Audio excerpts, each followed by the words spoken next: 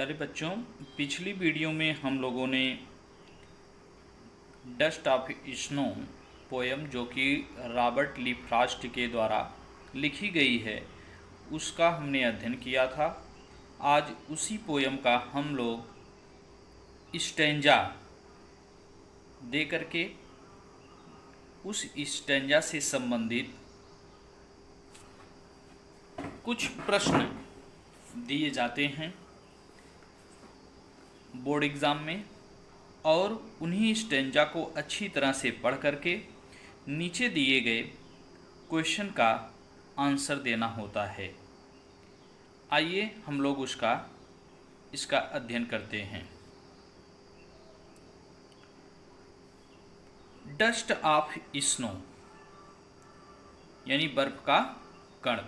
The way a crow shook down on me the dust of snow from a hemlock tree has given my heart a change of mood and shaped some part of a day I had read। कवि कह रहा है कि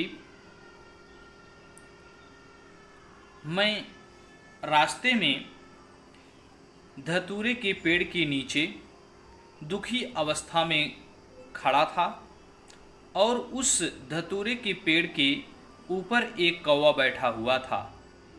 वह अपनी चोंच से बर्फ के छोटे से टुकड़े को कण को मेरे सिर के ऊपर गिरा दिया, और उस समय जब वह बर्फ का कण मेरे सिर के ऊपर गिरा, मेरे शरीर पर गिरा, तो जो मैं दुखी अवस्था में था उससे हमारा ध्यान हट गया, यानी मेरा मूड परिवर्तन हो गया, और उस दुखी अवस्था से जो कि मेरा पूरा दिन खराब होने वाला था वह बच गया और आधा ही बर्बाद हुआ, खराब हुआ। बाकी के दिन हमारे अच्छे से बीते।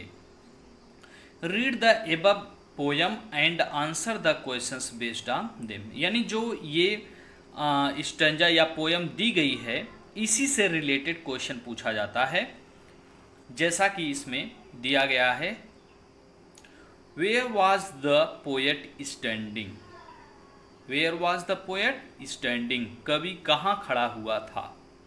The poet was standing under a hemlock tree. कवि धतूरे के पेड़ के नीचे खड़ा हुआ था। Who was sitting on the tree? Who was sitting on the tree? पेड़ पर कौन बैठा हुआ था। A crow was sitting on the tree। एक कौवा जो है पेड़ पर बैठा हुआ था। Where does the particles of snow fall?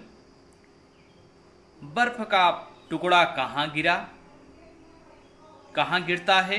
The particles of snow fail upon the poet. बर्फ का टुकड़ा कवि के ऊपर गिरता है। Under which tree was the poet standing. कवि किस पेड़ के नीचे खड़ा हुआ था।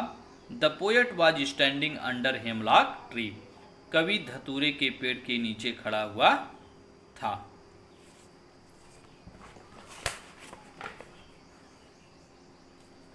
Did the poet remain happy during rest of the day?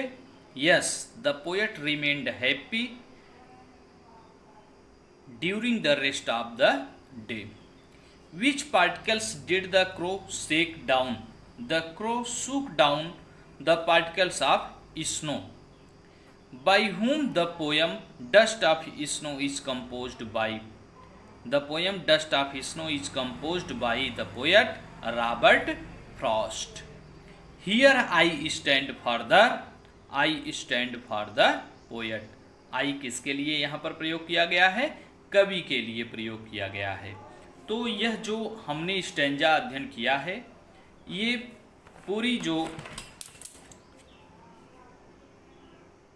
8 lines की जो पोयम है उन्हीं 8 लाइन्स से संबंधित ये सारे क्वेश्चन दिए गए हुए हैं, और इनका आंसर हमने दिया है, जो कि आपकी बुक में प्रेस्क्राइब्ड है। आप लोग इसको अच्छी तरह से पढ़िएगा और आप लोग इसको नोट डाउन कर लीजिएगा। Okay, thank you.